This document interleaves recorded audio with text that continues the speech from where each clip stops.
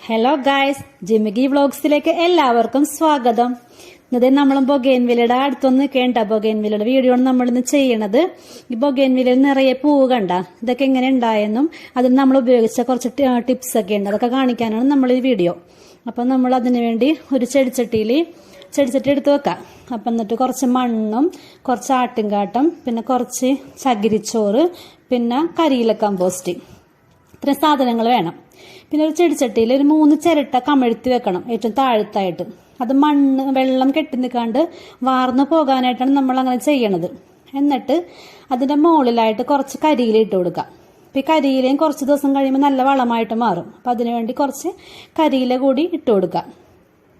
അത് ഇട്ട് കൊടുത്തിട്ട് എന്ത് ചെയ്യണം, ഈ മണ്ണൊക്കെ നന്നായിട്ട് മിക്സ് ചെയ്യാം. മണ്ണും ആട്ടിൻകാട്ടവും പിന്നെ മറ്റേ കരിയില കമ്പോസ്റ്റും ചകിരിച്ചോറും നന്നായിട്ട് മിക്സ് ചെയ്തിട്ട് നല്ലൊരു പൊട്ടി മിക്സ് ആക്കി എടുക്കുക. അത് മിക്സ് ചെയ്ത് നമ്മൾ ചെടിച്ചട്ടിയിലോട്ട് നിറയ്ക്കണം. ചെടിച്ചട്ടിയുടെ ഫുള്ള് നിറക്കണ്ട കേട്ടാ. ഫുള്ള് ഇപ്പോൾ കരിയിൽ ഇട്ട് കൊടുത്തിട്ട് അതിൻ്റെ മുകളിലായിട്ട് നമ്മളിപ്പം മിക്സ് ചെയ്ത് വെച്ചേക്കണ മണ്ണില്ലേ, മണ്ണും ചകിരിച്ചോറൊക്കെ ഇല്ലേ, അത് നിറച്ചതിന് ശേഷം നമ്മൾ ഈ പോട്ടി മിക്സ് നന്നായിട്ടൊന്ന് വെള്ളമൊഴിച്ച് നനച്ചു കൊടുക്കുക.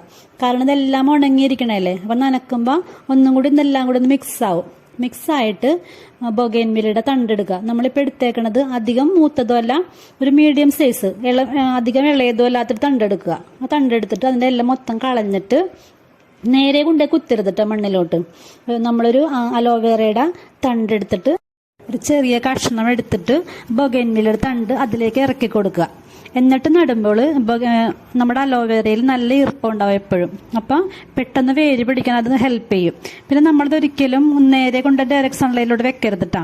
എവിടെയെങ്കിലും ഒരു ഷെയ്ഡിൽ വെച്ചിട്ട് ഒരു 2 ആഴ്ചയോളം അങ്ങനെ ഇരിക്കുക. ഇത് വേര് പിടിച്ചിട്ട് മാത്രമേ നേരിട്ട് വെയിലുള്ള സ്ഥലത്തോട്ട് കൊണ്ട് വെക്കാൻ പാടുള്ളൂ.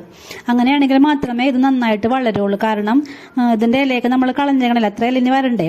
അപ്പം അതിന് അത്ര അങ്ങോട്ട് വെയിൽ ആദ്യമേ വേണ്ട. കുറച്ച് വെയിൽ കുറവുള്ള സ്ഥലത്ത് കൊണ്ട് വെച്ചിട്ട് കുറച്ച് ദിവസം കഴിഞ്ഞിട്ട് നമ്മളൊരു 2 ആഴ്ച കഴിഞ്ഞിട്ട് പിന്നെ വെയിലത്തോട്ട് വെക്കുക. അതൊക്കെ കഴിഞ്ഞ് ഒരു 1.5 മാസം കഴിഞ്ഞിട്ടുള്ള റിസൾട്ടാണ് ഈ കാണുന്നത്. കണ്ട നന്നായിട്ട് ഇലകളൊക്കെ വന്നിട്ട് നല്ല ഭംഗിയായിട്ട് നിൽപ്പില്ലേ. ഒരു 1.5 മാസം കഴിഞ്ഞപ്പോഴാണ് നമ്മൾക്ക് ഇങ്ങനെ കിട്ടിയേക്കണത്. പിന്നെ അത് കഴിഞ്ഞ് ഞങ്ങൾ ചെയ്തതാണ് ഈ മാന്ത്രിക കൂട്ട്. ഇതിന്റെ റിസൾട്ട് എന്ന് പറഞ്ഞാൽ അമേസിംഗ് ആയിരുന്നു. ഞങ്ങൾ ഇത്രയും റിസൾട്ട് ഒന്നും പ്രതീക്ഷിച്ചില്ല. ഇതിന്റെ പേരാണ് ഫോസ്ഫറസ് ക്യാപ്സ്യൂള്. എല്ലാ വളക്കടയിലും കിട്ടും. എന്തോരം പൂവാ ഉണ്ടായിക്കണം നോക്കി. നമ്മൾ നേരെ കൊണ്ടുപോയി വളം കൊണ്ടുപോയി ചെടിയുടെ കടക്കിൽ ഇട്ട് കൊടുക്കരുത് കേട്ടോ. ആ ചെടിച്ചട്ടിയിൽ അറ്റത്തായിട്ട് ചുറ്റിനും ഇട്ട് കൊടുക്കുക. അത് അധികം ഒന്നും വേണ്ട. എന്തായാലും ഒരു ചെടിക്ക് ഒരു സ്പൂൺ വെച്ചിട്ട് കൊടുക്കുക. സ്പൂണിന് അത്രയൊന്നും വേണ്ട, ആ സ്പൂണിൽ താഴെ മതി ഇട്ട് കൊടുക്കുക. അധികം വിലയുമില്ല ഈ സാധനത്തിന്. ഒരു 90 രൂപയെ വില വരുന്നുള്ളൂ. ഇത് നോക്കിക്കേ എന്തോരം പൂവാണ്. ഇത് പൂവുണ്ടായി തുടങ്ങിയിട്ടേ ഉള്ളൂ. ഇനിയും ഇഷ്ടം പോലെ മുട്ടുകളായി ഉണ്ട്. അപ്പം ഫുള്ള് വരുമ്പോൾ നല്ല രസമായിരിക്കുള്ളൂ കാണാനായിട്ട്. അപ്പം നിങ്ങളും ട്രൈ ചെയ്ത് നോക്കണം. ഇങ്ങനെ ചെയ്താൽ ഇതിൽ കൂടുതൽ പൂവുണ്ടാവും. ഇപ്പം ഞങ്ങൾക്കിത് പൂവുണ്ടായി തുടങ്ങിയിട്ടേ ഉള്ളൂ. അപ്പം ഞങ്ങളുടെ ഒരു എക്സൈറ്റ്മെന്റ് കൊണ്ടാണ് ഞങ്ങളിത് ഇപ്പം തന്നെ വീഡിയോ എടുത്തത്. അപ്പം വീഡിയോ ഇഷ്ടമെങ്കിൽ എല്ലാവരും ഞങ്ങൾ സബ്സ്ക്രൈബ് ചെയ്ത് സപ്പോർട്ട് ചെയ്യണം.